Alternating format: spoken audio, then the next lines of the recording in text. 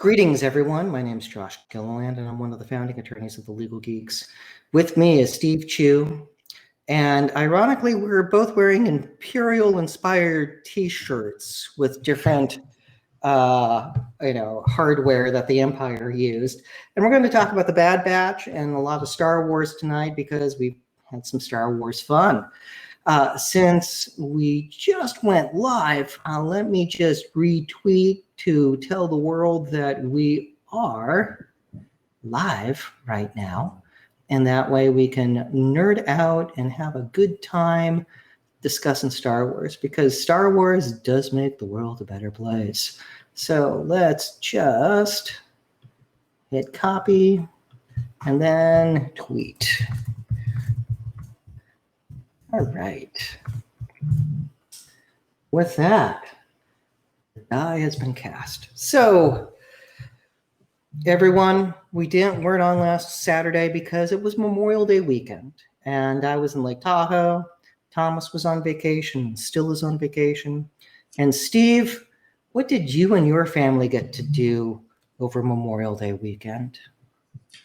We were very fortunate. I sort of still wish we were there, but we were at Anaheim Disneyland for the express purpose of checking out, for the first time, the Rise of the Resistance ride. And like many others in Southern California, we had bought our tickets before the pandemic. We had 3 days, and of course the pandemic, put everything on hold. So we were anxious to get back to Disney as soon as we could when it opened up, and we were able to do so. And it was amazing just being there outside, among other people, and doing these rides, and it was a lot of fun. So yes, that is awesome. What you had not seen Galaxy's Edge in person before the pandemic, is that correct? No, I was lucky enough to get in one time. Okay. I think it was right around Halloween, and I got in with the family, and another family member met us. We were able to do the Smuggler's Run, and I got to pull the hyperspace lever, which was a dream come true for me. So that was pretty incredible. It was one of those experiences where I was just focused on the kids, and we got there. We were at rope drop, and as soon as the rope dropped, we started making our way to Galaxy's Edge, because we've been hearing, of course, we've been hearing that the line can be an hour, 2 hours to get onto the Millennium Falcon ride. But we got there so early that we were able to not have a very long wait. And I remember, I'm sort of running along, or kind of, halfway between a run and a fast walk, I guess, a brisk clip. And our boys, who at the time were, I guess, 11 and 8, they're really eager and anxious. And then my 8-year-old drops something, so I pick him up and I'm carrying him, running into Galaxy's Edge. And then, of course, the terrain changes. And I know you've been there, Josh, so you'll appreciate this. But right away, it's like, whoa, you're in another place. And for those who have not been to Galaxy's Edge and are Star Wars fans, I definitely recommend it. I think every Star Wars fan should go there at some point. And the one word I would use to describe it would be immersive. You are just in, a Star Wars galaxy. A planet is amazing. You really feel like you're in part of that world. So just to close the loop on this part, though, I was so focused on the kids. They're excited. We're getting into Batuu. We're in line. And then we move far enough in line to see the Millennium Falcon, the life-size, 1-to-1 scale Millennium Falcon. And at that point, I'm saying, okay, kids, look, there's a Millennium. Oh, my God. And then, it just hit me, like my heart's pounding. It's like the clouds kind of parted. The sun shone down. The angels sang. It was just like, oh, my God. The childhood dreams come true, seeing the Millennium Falcon in person. So I think at that point I was probably the biggest kid among us, but it was a lot of fun. It was amazing. As long as you didn't fireman carry both kids and knock down other people's children to get on the ride, like you no, definitely draw the line there. No. Yeah, it is. glorious Yeah. with what they did, because it's like walking into a Star Wars movie. Yes. And you can tell that the cast members there love what they do, because like they believe in it. And for anyone who grew up in any era, whether you were original trilogy or prequels, or got in with the books or Ewok Adventures, even for that matter. Yeah, right. It's love. I mean, like it's such a wonderful love letter to everything. Yeah. And granted, in the food court area where they have like the open rotisseries and everything, part of me does want to point and yell in horror, they're Ewoks. But that's just my twisted personality. I'd be lying if I said that thought had not crossed my mind. They're the right size.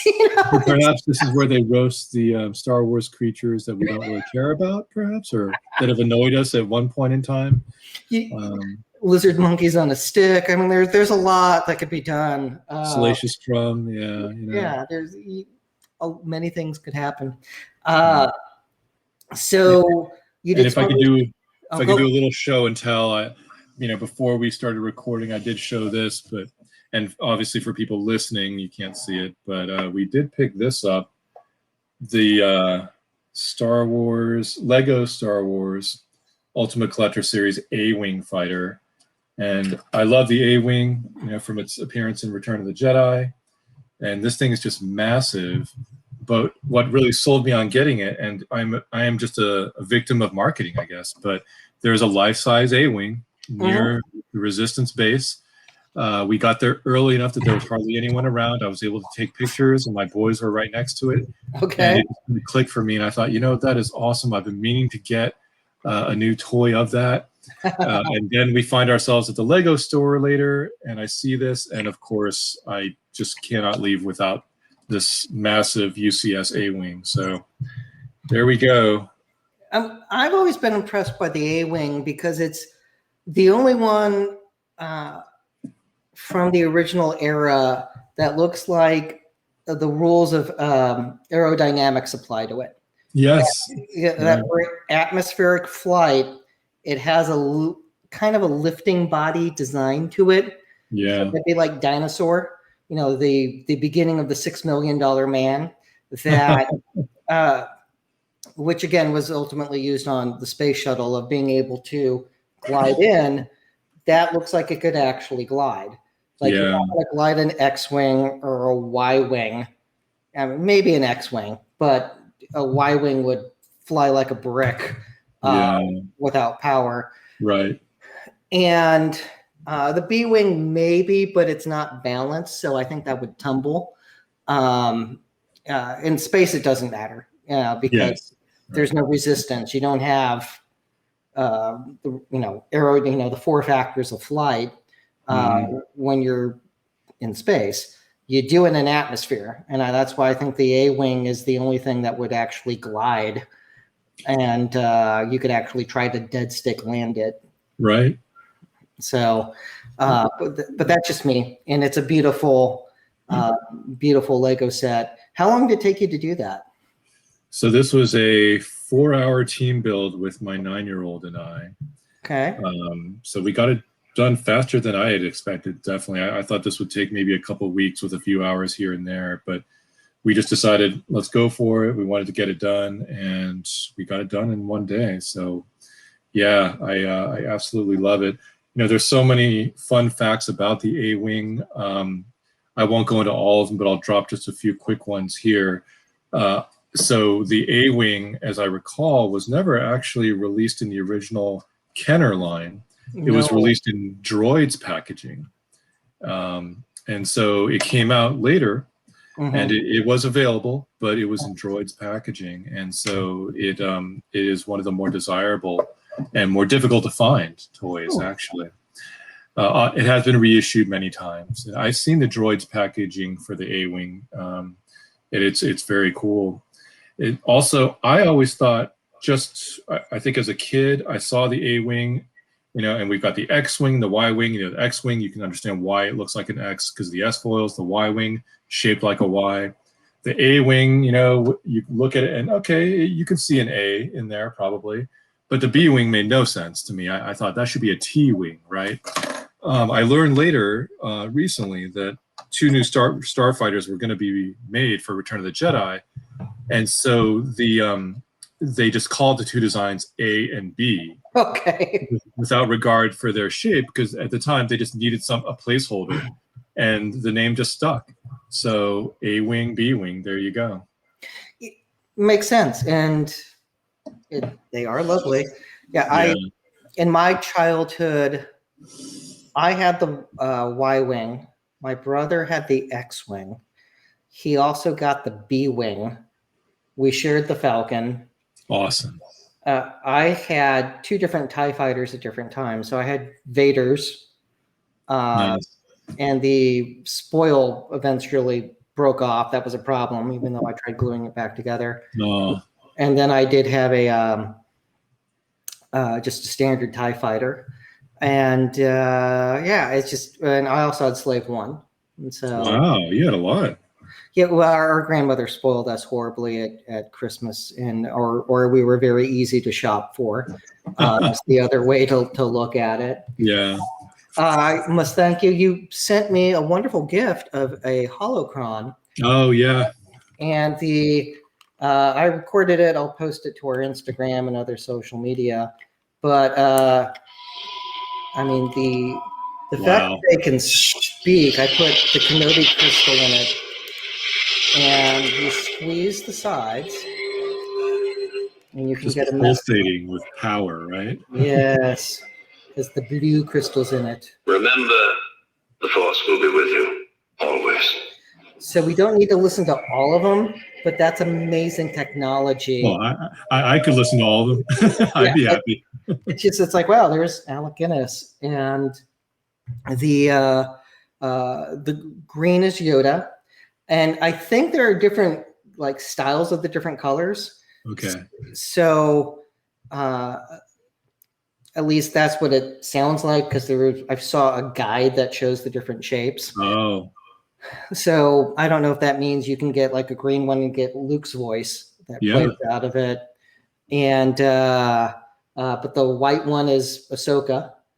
And it's like, okay, it's very the toys are amazing. Yes. Because that's based upon the crystal that you put in.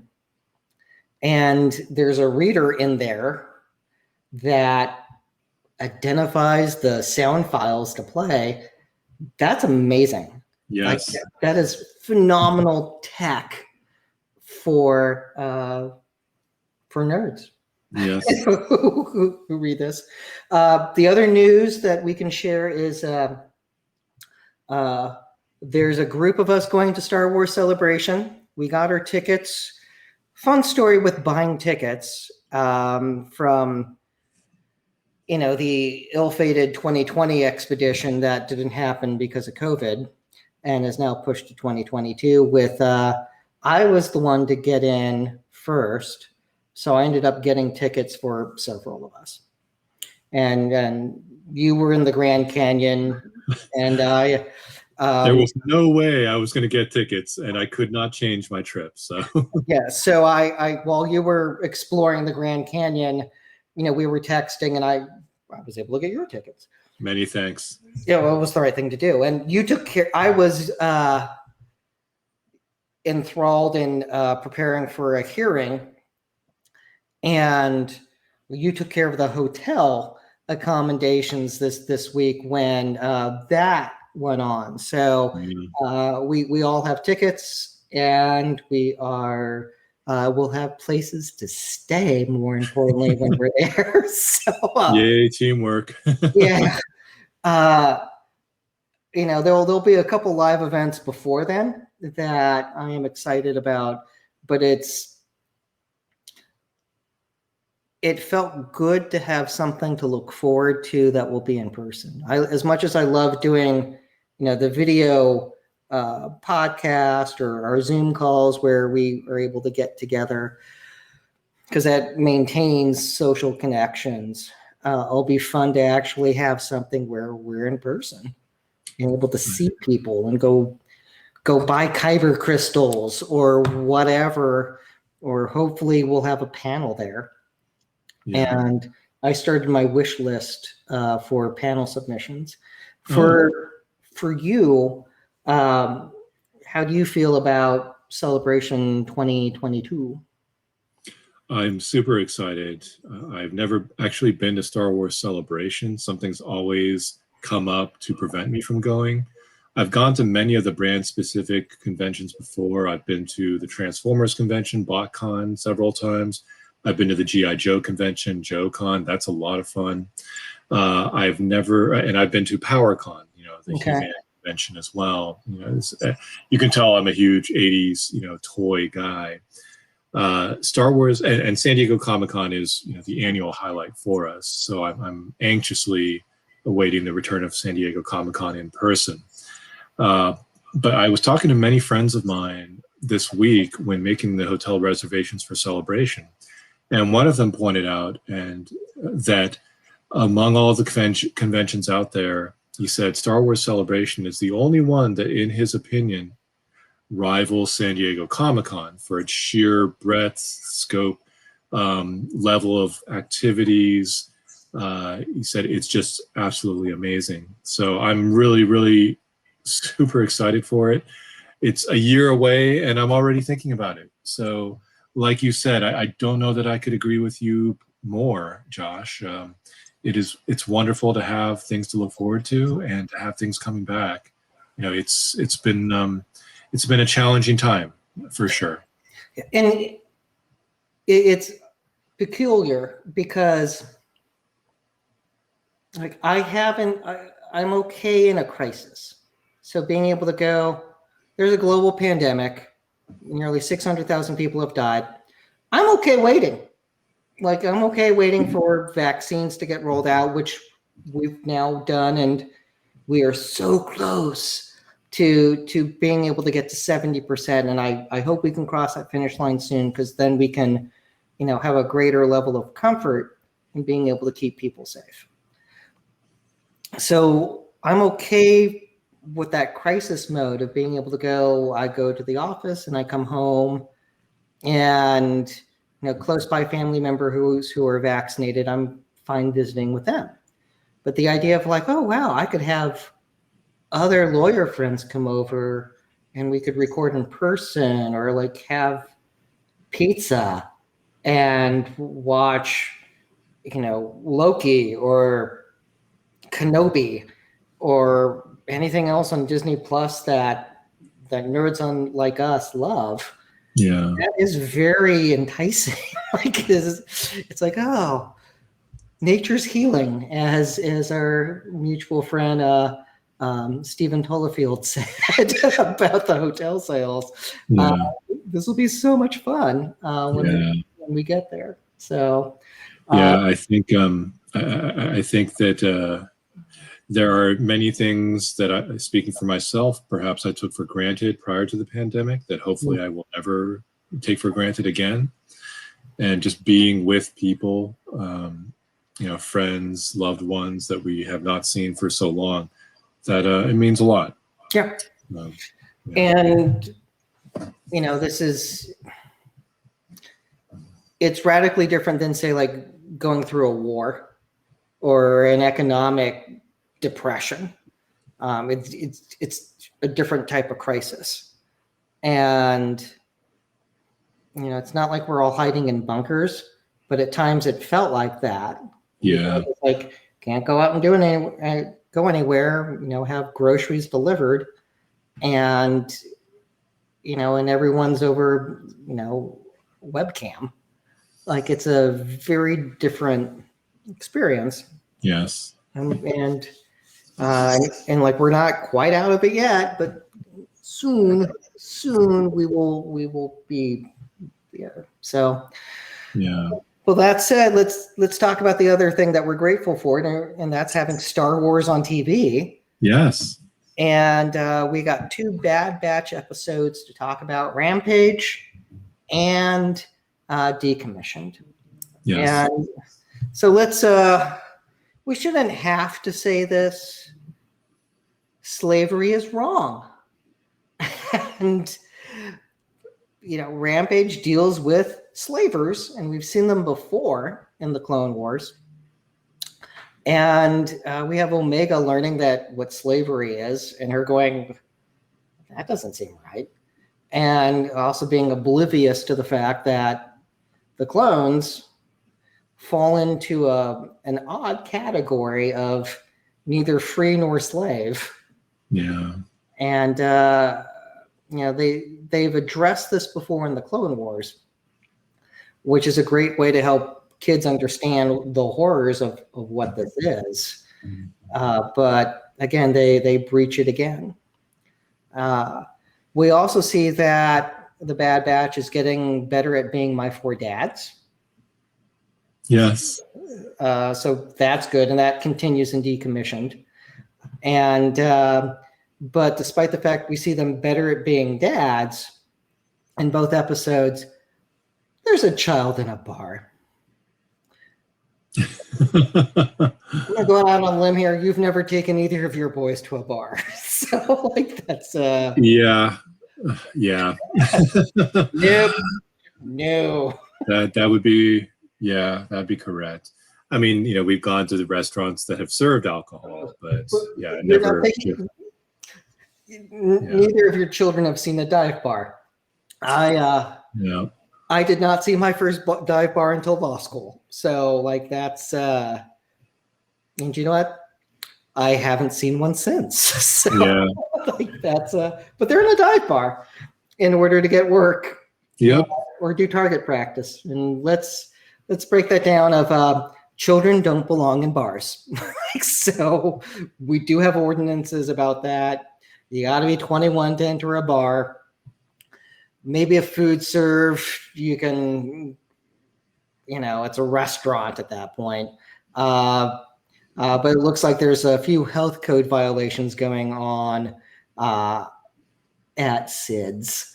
Now, I am really glad that Rita Perlman is the voice of Sid, and we get to see her twice. That brought me great joy to see a Cheers cast member. So appropriate. Yeah. God bless her. I'm glad she's working. But yeah, there are lots. My family owned a comedy club when I was in college and law school. Wow. And Rooster Teeth Feathers in Sunnyvale, still alive, even though COVID's done a number on it. And at that time, if somebody underage got in and got served, the fine would have been $10,000 at that point in time, which is why we carded people. And that's something as a society we take pretty seriously. So don't take a kid to a bar. And here we have a child in a bar. So that's just, despite the fact they're getting better at being a dad, you don't do that, because she's now, as we learn in Decommission, starting to revel in it, thinking it's pretty awesome. But we have Sid form a contract with our heroes and saying hey, what you boys do for me. And that leads to them going to a rescue mission to get Moochie from slavers, and the bounty would be split 70-30. Now, would you agree that there was a contract to go save Moochie, and that was a performance contract? So that is interesting. To have a contract, typically, not always, but typically you like it to be in writing, and there are some requirements for that. If it's a real estate contract, it does have to be in writing. But you've got some basic elements of contract law. You have to have offer and acceptance. The offer is, okay, you want information from me. I want something from you. Why don't you fulfill this contract that I have, this obligation I have, by going out and bringing back Moochie? All right, there's the offer. they clearly accept. They say, okay, we'll do it because we don't really have a lot of money, so we need to give you something in return. Is there a meeting of the minds? Well, maybe, and here is where it could break down. If, let's say, and this only ever becomes an issue if the clones somehow breach or don't deliver on the contract, and then Sid decides to sue them, which is likely not the way these folks settle their disputes. I doubt that they would go to the local magistrate and bring a lawsuit or have a hearing. But if they did, the problem that Sid would have is that Moochie, who Moochie is not very well described. No, I would call that a material term. I think so, because and this is not the first time we've seen this in the Star Wars universe either, but one needs to know what they're getting themselves into. And the clones very reasonably think Moochie is some human girl. Sounds like a female name. So, all right, so, we have to go rescue a kid. Excuse me. A kid. And so they set off saying, okay, well, we'll get it done. Only later do they realize that Moochie is in fact a Rancor, one of the most fearsome creatures in all of Tatooine. I would say that's a little bit different from the helpless little girl that we are sort of expecting to see. So, I mean, does that invalidate the contract? It very well may. I think the clones have the high ground here because they would, as the clones, they could argue, well, if we'd known it was a Rancor, we would have had brought extra equipment. We would have been ready for this. This is the equivalent of hunting or trying to capture some really powerful game. Maybe not quite to the level of King Kong, but pretty powerful. Or an elephant. Like it's like, hey, go get the kid. It's like, okay, you didn't tell me it was Babar. Like it's right. Like, can Moochie fit in the Havoc Marauder? It's like, hey kid, hold on to the tail and you're riding on top. Good question. Yeah, it's like, is there a cargo bay door that can open up and they get the Rancor to go in? I do think that's a material term that needed to be disclosed. Yeah. Because the reaction, I don't remember if it was Echo who said, Moochie's the Rancor. Surprise! Gotcha. Material term. That said, we haven't seen a juvenile Rancor before. So still a very large animal, but like bigger than a gorilla, smaller than an elephant, but like it's like a walking tank. Yep. Pretty tough. Yeah. This is like a mini kaiju fight. Yes. Good analogy. Yeah, and it's like it was glorious. I mean, like I was really. Oh, yeah. It's like, okay, we've seen exotic creatures that qualify as kaiju before in Star Wars, many, many times. I mean, heck, Harryhausen. It's like, yeah, it's just, again, Harryhausen. That said, I don't think we've ever seen two of them slug it out before. Yeah. In live action or animation, they normally are just on a rampage. And the fact that we see, a flying animal fight a terrestrial bound one was a ton of fun. And like this makes it a little kaiju fight that's like, okay, so it's kind of that Godzilla versus Mothra vibe, or Kong versus Warbats, and it works. It was awesome. Yeah. It was. This is the sort of thing I think we were able to get more easily through animation. Yeah. Live action Rancor, probably easier now than it was in 1983, but still not cheap. But we can see a Rancor in action in animation. And we learned that, well, okay, the Rancor is sort of like a wolf in a way. They respect the alpha. You've got to show it who's boss. So in comes Wrecker, and he just slug it out. And like that was glorious because it's just him getting more head injuries. So again, as we get decommissioned, the grounds for concern are now mounting horrifically apparent. And that chip is starting to take effect. But he took Rancor blows to the head multiple times in order to establish dominance. But then we get to see, Gamorrean guards and Jabba's chief lieutenant.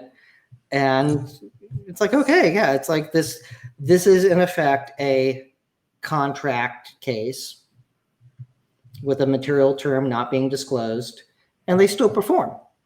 And they did. Yeah. I mean, there's a good case that there was never a contract because of the failure, lack of a meeting of the minds, but it becomes a moot point because they get it done. Yeah, just tons of fun. Just tons of fun. But now let's pivot to the next mission of the week. Oh, go on. And just to circle back for a brief moment to your point about Omega or Omega, however you wish to pronounce it. She's rapidly becoming, I think, one of the most endearing new Star Wars characters, and I'm hoping to see lots of Omega cosplay when the conventions come back, and it'll just be delightful to see another character that a lot of young girls can cosplay as. Is it right to have her at the bar? Well, of course not. But that's part of the fun, I think, of the Bad Batch is you've got these 4 guys who are trying to make their way. What does a soldier do when there's no war to fight? Become a dad, apparently, which is what they've done, and they still don't know how to survive in this civilian world.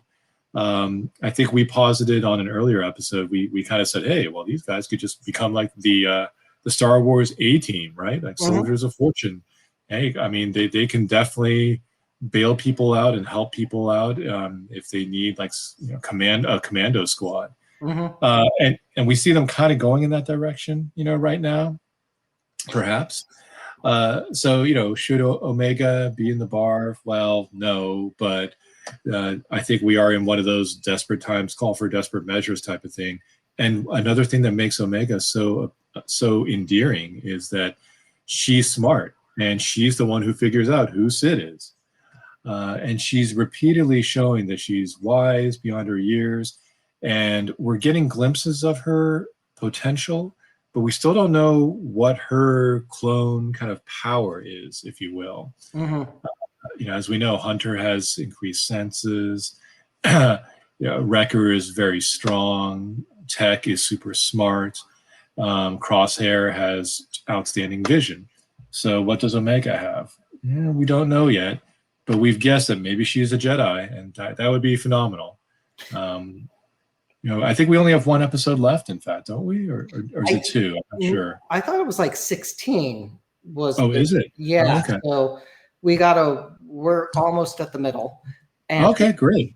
Yeah, and so the way they handle humor in this is really refined, because when Sid says to the group that clearly she's the brains of the organization, the high five between Omega and Wrecker is beyond adorable. Yes.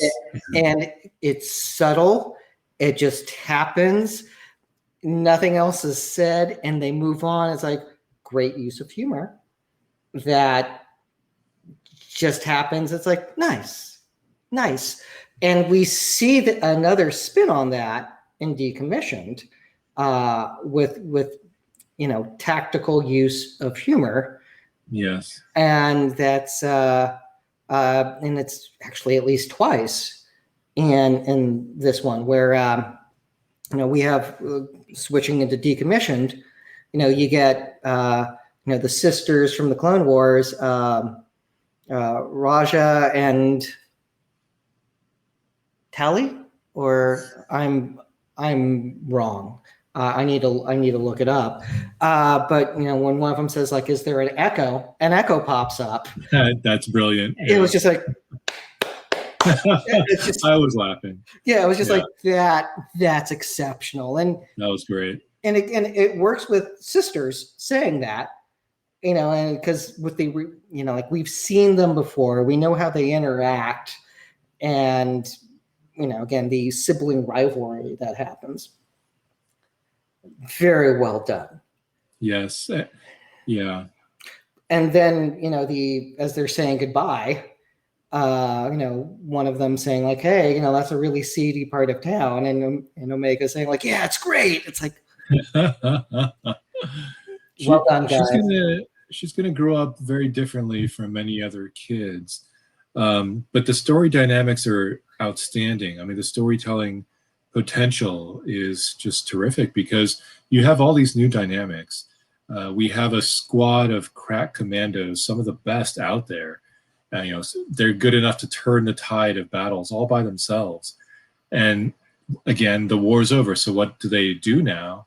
Well, suddenly we know how deadly they can be, but through Omega, we now start seeing how nurturing they can be.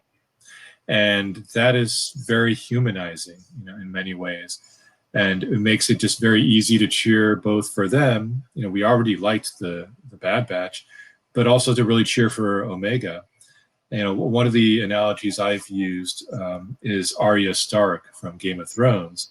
She's the girl who's thrown into many difficult situations, isolated from where she grew up, and has to fight for survival. And you just really cheer for her. And you get afraid for her too. You don't want her to be hurt. You really care about her. Like, this is the person we care for. We want her to be okay. And I think I know certainly my family, and our boys are feeling that way about Omega, because Omega is the kids' viewpoint character, in all of this. So all the kids are thinking, well, that could be me. I could have this awesome laser crossbow or, bow and arrow type of thing. So, wouldn't that be cool? Well, of course it would be. And we're going to need that prop replica, aren't we, Josh? Right? Duh. Again, so many issues there. I can't help but wonder if we'll see Omega in live action, maybe in Mandalorian.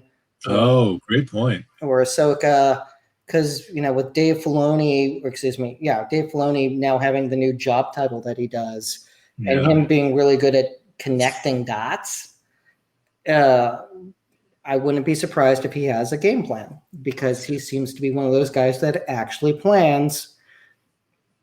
And they learned from J.J. Abrams saying they didn't have a plan for the sequel trilogy. So yeah, right. I would love to see, I'm sure a lot of people would love to see Omega in a live action show like The Mandalorian.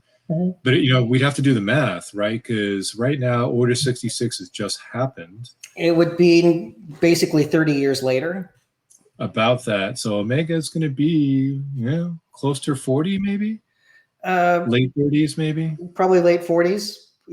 She'd be our age now, probably. I mean, it looks like she's somewhere between 8 to 10. Yeah. So she's not going to be this bright-eyed little girl anymore. She's going to be a little more like Ahsoka at the end of Clone Wars, right? Sort of battle-hardened and wise and stuff. Yeah. Or heck, it could be, maybe like a movie like Rogue Squadron. But I think it would be a TV series if we see her in live action. And I think so. Yeah. But I've been wrong before. But that's just my hunch. Because again, I wasn't expecting to see the sisters. Yeah. And I was like, well, this is a pleasant surprise. Yeah. So we get legal issues that I saw. You can't do target practice in a bar. Like you nearly hit a patron coming in.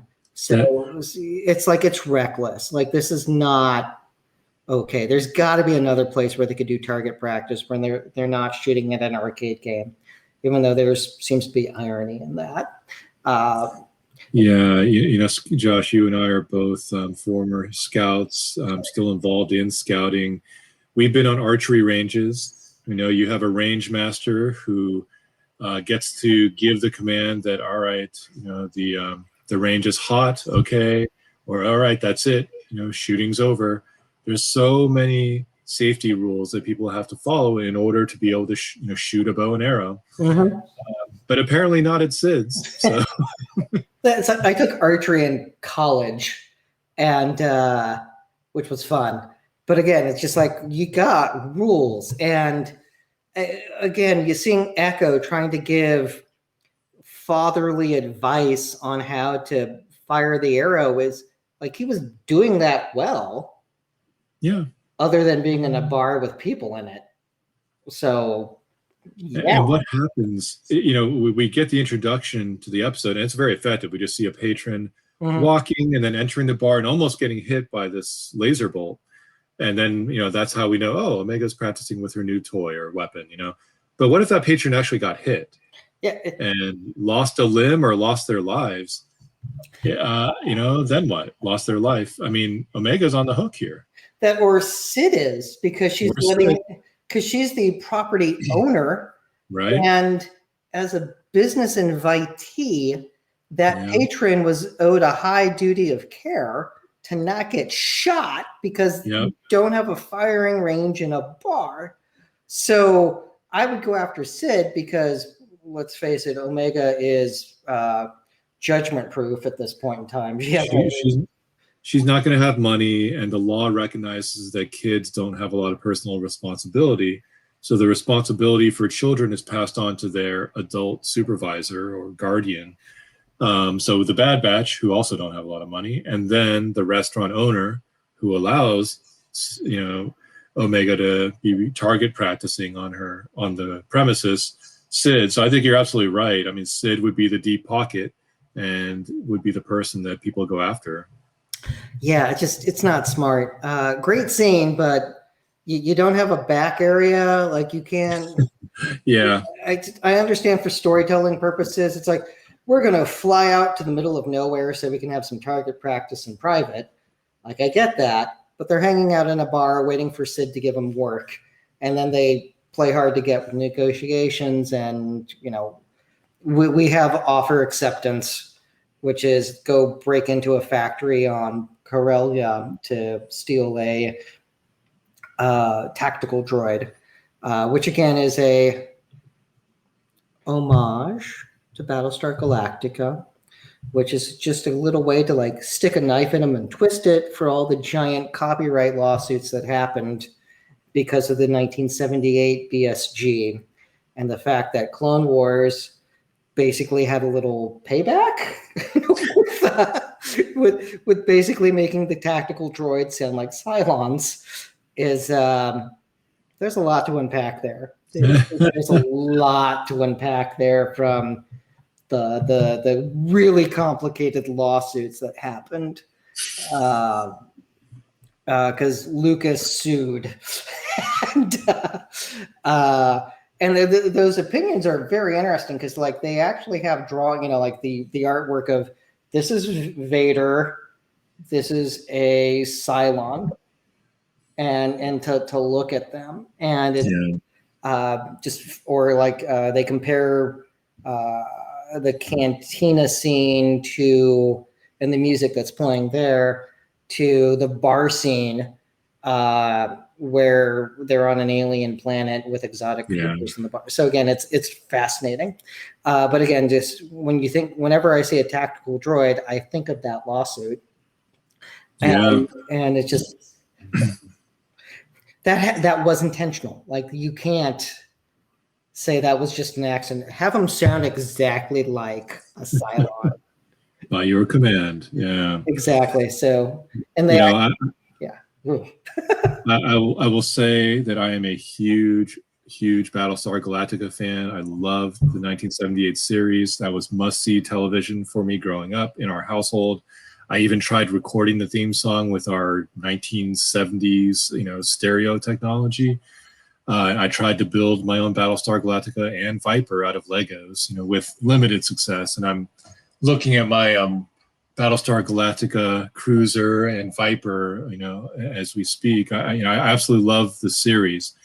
There's obviously a lot of parallels with Star Wars. I won't touch the legal disputes so much. I'll simply say that part of the crossover is also because one of the famous concept artists, Ralph McQuarrie, worked on both, actually. And if I recall correctly, the Viper, I think, is a McQuarrie design, as is the Battlestar Galactica itself. So, it's not hard to see that there are a lot of similarities between the two properties. He also designed the starfighters that were in Buck Rogers. Yeah, those were awesome. Oh my gosh, absolutely love the Buck Rogers starfighters. There's a Ralph McQuarrie book that I saw at a convention. It was ungodly expensive. And which is why I was like, no, I'm not throwing out hundreds of dollars. But I do love his art. And then again, it was like a giant phone book size type volume. And like the autographed ones, I think were like 700. Oh, wow. Yeah, again, well, I mean, I understand why those would be expensive. But again, there's definite fun. Yeah. That I did not think of that Battlestar Galactica reference, that you mentioned, but I can absolutely see it now that you flagged it. Yes, and hard to miss. Yeah, I can't unsee it now. Nope. And but again, I just gravitate towards that sort of thing. Moving on, we have, again, breaking into a facility. They're trespassing at best. And sure, they're trying to steal junk. This is where it gets weird because, like, a crime is still happening. You get into the issue of what's the value of something they're just trying to melt down. And that gets a little weird because it could be extremely valuable to those who want to learn how to fight clone troopers who are now truly stormtroopers. Or are they stealing scrap metal? And that's just wild. So like the value could be based upon the scrap metal that's about to get melted down. So it'd be interesting, and neither one of us are prosecutors, but it'd be interesting to get a prosecutor to break that down on where would this fit. Do you have thoughts on that? On their breaking and entering and stealing? I think there are a number of things. The breaking and entering is one thing, the theft is another, but I think what's really the hook, line, and sinker is that they're not I think if one were looking to prosecute the Bad Batch here, one would say, okay, breaking and entering is one thing, stealing some of this precious metal is another thing. But really what they're after is the tactical droid's information. Yeah. So these could be considered some form of state secret or classified information, from the Empire. Well, now the Empire, back then, I guess the Trade Federation or whatnot. But information has far more value than just one sort of tangible thing, because this could provide a roadmap on how to defeat or combat for the clone soldiers who are now serving the Empire. So I think that the better case would likely be that this is theft of some kind of state secret, and there could be some pretty serious consequences. There have been prosecutions for spies before, or people who have stolen state secrets or military secrets, and we're talking some pretty serious stuff at that point. It's like after World War II, the U.S. got a hold of both, and I might get this wrong, but definitely it was either Germany's U-boats they found, and Japan had submarines that they thought the U.S. thought were very advanced. And in both situations, I think they sunk them. It might be the Japanese one that they went out and sunk intentionally because they didn't want the Soviets to find out, like, hey, this is great ways to build future submarines to use against the United States. That's a little different than scrapping it because, it's still the same intent. So if you have spoils of war from the defeated side, and you go, they really built this well, or it has information that could really harm our country, we're just going to take it out and sink it in a place really deep so no one else can get it. Or you go, we're going to melt this bad boy down. Yeah. And break it up, and that way no one gets it. I think breaking it up would be a better way to ensure that it never exists, because if it's sunk someplace, you might be able to find it and recover it, unless you're sinking it in the Marianas Trench or someplace insanely deep. Yeah. That it would take decades to locate, and then maybe then the technology is outdated. So, but I think there's an equivalency to that, and melting down the droids. To draw an analogy to Star Trek as well, Romulan culture is built on secrecy, and initially they were shown to just be tremendously warlike, more so than they were duplicitous. But they are so secretive to the point where they would never allow themselves to be captured. They would self-destruct their ship rather than allow that to be captured, because they didn't want their technology to fall into the wrong hands. And the best example there was the Romulan cloaking device, which gave them a huge tactical advantage. So it's to the point where in the original series, I think it's Balance of Terror, or it might have been another episode, when we first see the Romulans in person and you see Mark Leonard playing the Romulan captain. This is the first time that the Federation has laid eyes on the Romulans that we know of. It's the Romulan practice of destroying themselves rather than allowing themselves to be captured. It was, one can debate the ethics or whatnot, but it was effective. So if you're the Trade Federation that has now been defeated, rather than let your technology fall into the hands of your enemy, it's not surprising that they're trying to scrap all these things and destroy them. Maybe they could have done a better job. Maybe they could have scrapped them sooner. But that's the process that the Bad Batch interferes with during this episode to try to obtain that one valuable piece of technology. It's why IG-11 in The Mandalorian says I cannot be captured. Yeah. And he has a thermal detonator in his chest. I don't know if they learned from the Trade Federation and the Separatists going like, do we really want our droids to be captured? But then again, the armament that would then need to be put into an entire army to be able to self-destruct, probably be cost prohibitive. Sure. Also, a rogue shot could take out your own army if thermal detonators start going off. And I found it just hilarious that one of the first things that happens when the Bad Batch is able to sort of wake up the droids, the battle droids, and turn them to their side, one of the standard battle droids just says, "Oh, what happened? Did we win? Did we win? Did we win the war? Hey, this is great, right?"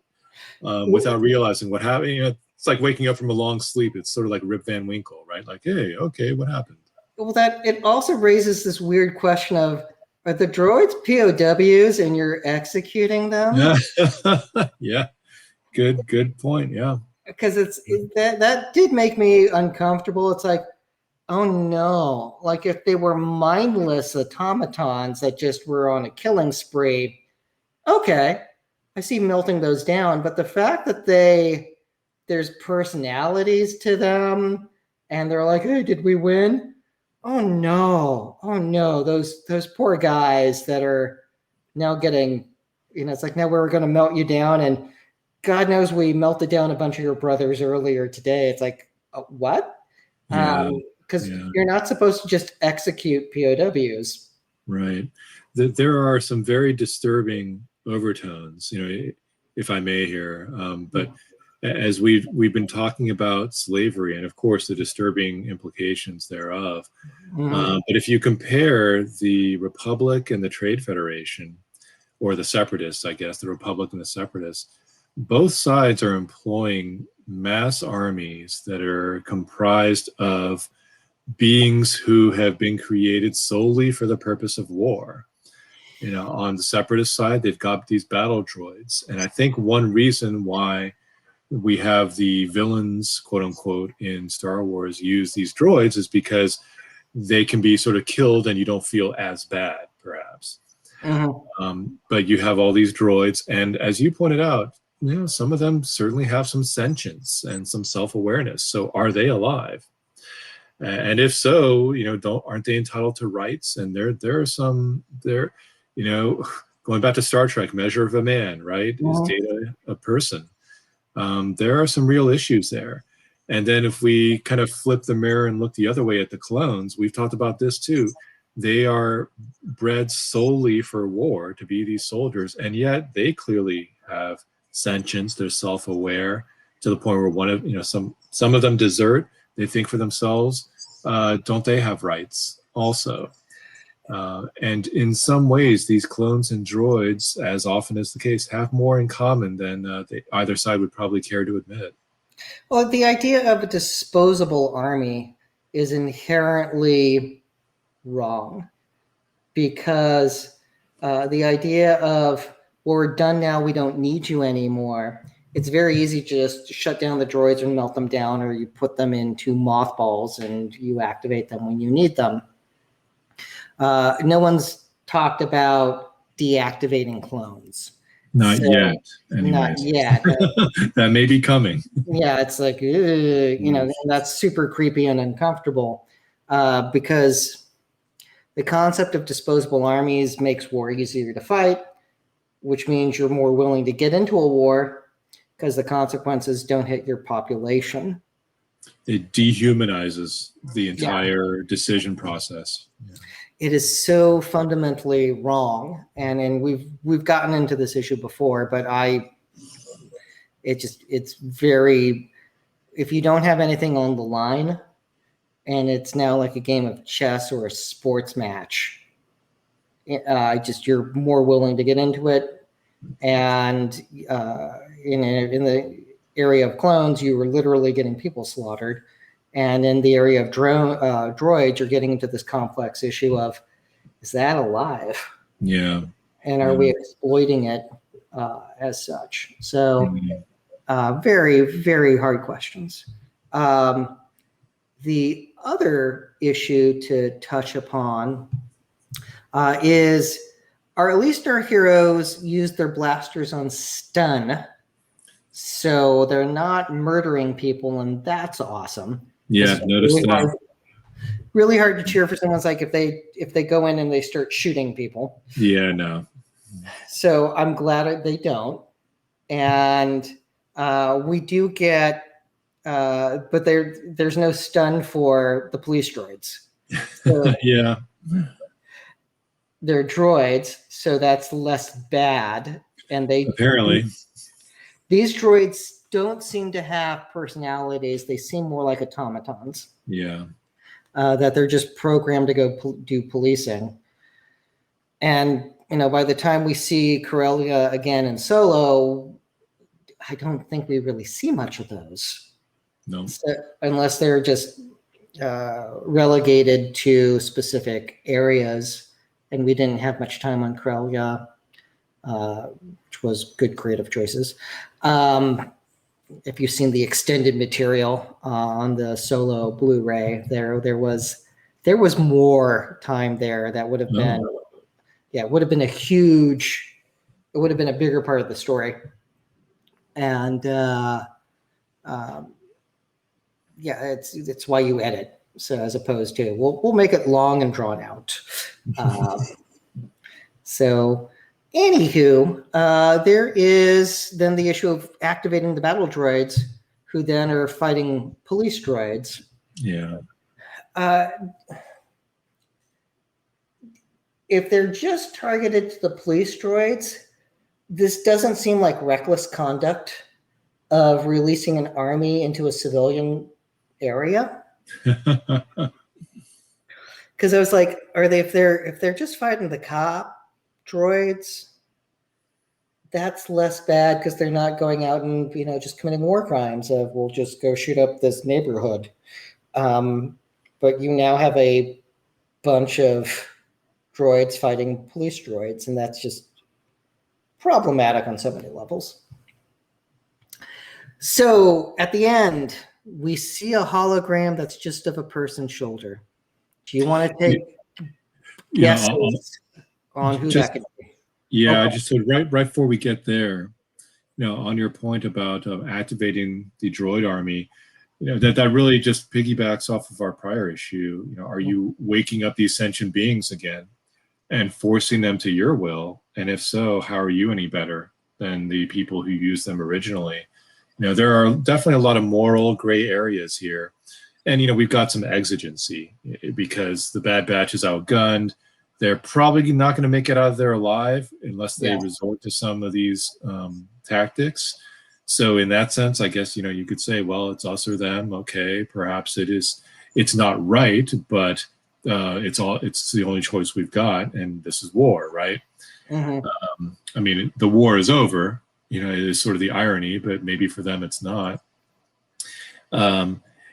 So, you know, I was wondering while watching this too, how exactly did that end? And I'm trying to remember, because what do they do if there are additional battle droids left over whom they now have control?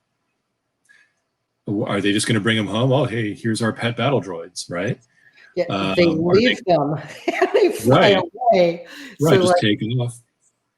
Yeah, they don't turn them off. They leave them to go fight the police. Right, and now they're unleashing some havoc upon Corellia, one of the core systems in Star Wars. You know, that could cause some problems there. I don't know. Yes.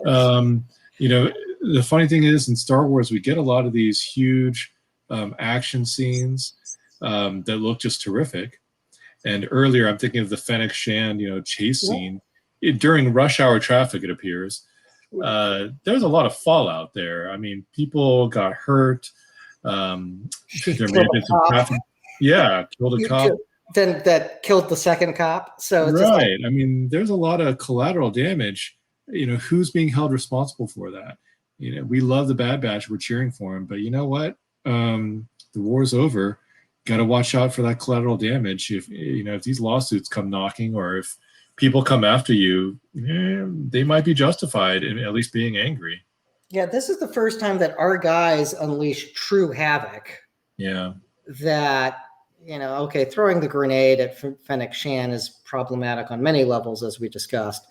But releasing a bunch of battle droids onto Corellia, even if it is a industrial area, it's still civilian. Yeah. So those were just contractors doing their thing.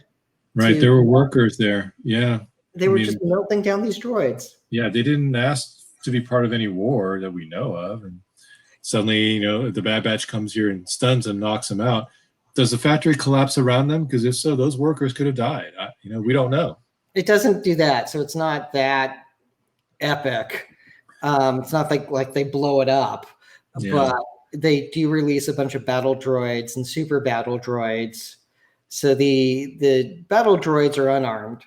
The super battle droids, on the other hand, have built-in weapons. Oh, yeah. They're tough.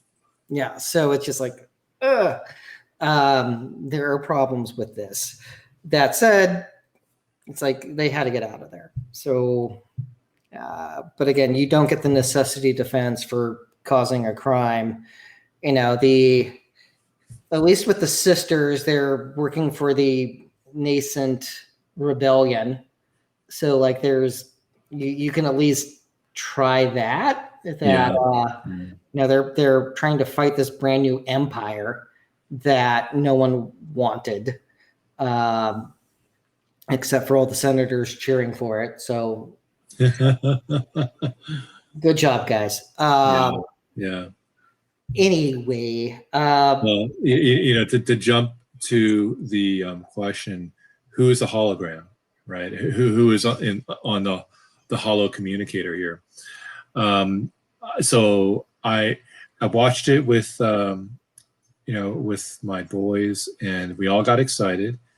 My 12-year-old said, "Wouldn't it be great if that were Ahsoka?" And I thought, well, yeah, that would be great, but I don't know that it is Ahsoka. I rewatched it several times, and you hear one of the sisters say, "Okay, contact him." So it's a male. So okay, it's not going to be Ahsoka. My possibilities would be Rex, perhaps. Perhaps he's already helping, this nascent rebellion. I don't know. Seems unlikely, if we look at the Star Wars Rebels timeline, because it looks like he kind of went out and became an isolationist at one point. But it's possible. Maybe Rex does get involved and then leaves and just kind of, withdraws. So it could be Rex. It is a male again. Who else could it be? Maybe it's Obi-Wan. He's hidden away, but still trying to help the rebellion. And the other possibility I was thinking of was perhaps the Kaminoans, the clone sort of the cloners, and because we know the Prime Minister and the Doctors seem to be taking some steps against the Empire. Maybe it's for self-interest, or maybe they just genuinely care about some of the clones. The Doctor certainly seems to care about Omega, because Omega was the Doctor's assistant. So maybe the Kaminoans are trying to gather some intelligence to kind of keep this new empire in check, because they realize that, just as a business matter, the Kaminoans' cloning facilities are no longer going to be necessary in this age of the Empire, age of the Galactic Empire. So those are the possibilities that kind of ran through my mind. What are your thoughts, Josh? Bail or Saw? Yeah. Those are probably more likely, actually. Because Bail makes a lot of sense. Yes, definitely. I mean, he witnessed kids get killed. Yeah. And so can't be on board. And him being on board very quickly with forming a resistance to this would be on character point. Yes. With him. I also think he's more stable than Saw, because Saw I would see doing more hit and run type operations than. So that's kind of a loose cannon. And like, Grant, this is early Saw, but he's still a loose cannon. And after civilians were summarily executed, I could see him getting radicalized. Oh yeah. Because it's like, oh, we're playing that game. All right, you're gonna kill kids with a flamethrower? Fine. Like, I'm blowing up buildings now. Like, I get that very quickly. But Bail, because of who's involved, I could see Ahsoka having introduced the sisters to Bail. And Bail has the long game. Like, okay, how do we do this? Yeah.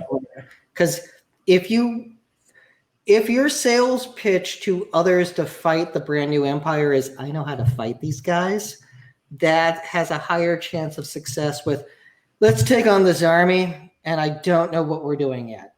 Like, it's tough to win people over for the fight if you don't have a message that, we can take these guys. Yeah. But also just the robe texture, the clothing texture that made me I caught that too. I think Bail Organa makes a lot of sense. Yeah, and who's on par with being one of the other good dads that we've seen in Star Wars, even though we haven't. It's only by the fact that Leia turns out really emotionally stable and heroic is that we know that Bail was a good dad. Yeah. That's it. Like, we haven't seen Bail on screen being a good dad raising Leia. And maybe we'll get to see that eventually. Yeah, that'd be great. So there's that. The way that I think we could see Bail being a good dad is live action Kenobi. Yeah, bring back Jimmy Smits maybe. It's so interesting because if you look at the various forms of Star Wars canon, the Star Wars radio drama for A New Hope actually includes some very extended scenes with Bail and Leia. Yep. And where they're trying to get information about the Death Star. So he becomes much more of a realized character in that version of the story. Mm-hmm. But we never see any of that on screen. So I think the movies have to trump. They control in terms of the canon. And it could give. It's like, was it Millie Bobby Brown really wants to play Leia? Oh, really? I didn't hear that. No. Oh God, yeah, she's like cosplayed, and so she would be close to the right age. Actually, no, she'd be too old. She would be too old. She'd be the right age for Andor. She would not. She would be, because Kenobi would be age 10, and that would make sense for how Leia could have known that Kenobi was Ben Kenobi, because Luke says Ben Kenobi, and she doesn't say, "Who the hell is that?" Yeah. She says, the reaction is the surprise Ben Kenobi. Yeah. So that means, or that at least indicates, she knew Obi-Wan Kenobi was Ben Kenobi. That could be, there's a 10-year-old Leia in the Kenobi series, which means dad could be there, and that's why they're on Tatooine. Or maybe an Andor, which could also have a Kenobi cameo. Anyway, I digress. I like it. Yeah, I like it a lot. Projecting, trying to have expectations is a great way to get egg on your face. I don't recommend it, but at least from a storytelling perspective, it's like, I wouldn't be surprised if that happens. But then again, the sisters were never on my radar. Yeah. And I'd say that the fact that we're getting so much more Star Wars content now through these streaming shows increases the likelihood that we see things like that. Mm-hmm. There's just a lot more space, a lot more room to fit in characters that would otherwise be more obscure, or to explore storylines that would be a little more difficult, to fit into a 2-hour movie when you have, say, a 10-episode streaming series with 10 hours of content available. The short form storytelling model gives them more room to work with for character development and big concepts, which they did in Clone Wars, which they've done in Mandalorian, and it's hard to do in a movie because a movie needs to be a movie. Yeah. You can reference things. You can say, like you can reference the Clone Wars and then never speak of it again. Or, you do an entire series for 6 years about it, and you're able to really dig in. So yes. We will see what the future holds. But for right now, this is something to look forward to. I came home after a day of document review and, having listening to a hearing early Friday morning, and it's like I came home and watched Bad Batch and had leftovers for dinner. Like I was very happy. Good times. That was me at like 10 years old, and it's me, in my 40s. Yeah, there's nothing wrong with that. So it's life is good. So with that, everyone, thank you for tuning in. If you're listening to this as a recording, please leave a review for us on whatever player you're listening on. Comment, all that good stuff. And we will be back to keep discussing the Bad Batch. And we'll also figure out how we're going to get into things like Loki, and which is starting in a few days as well. So there's no shortage of neat content for us to nerd out about. So with that, everyone, thank you for your time, and stay safe, stay healthy, and above all, stay geeky.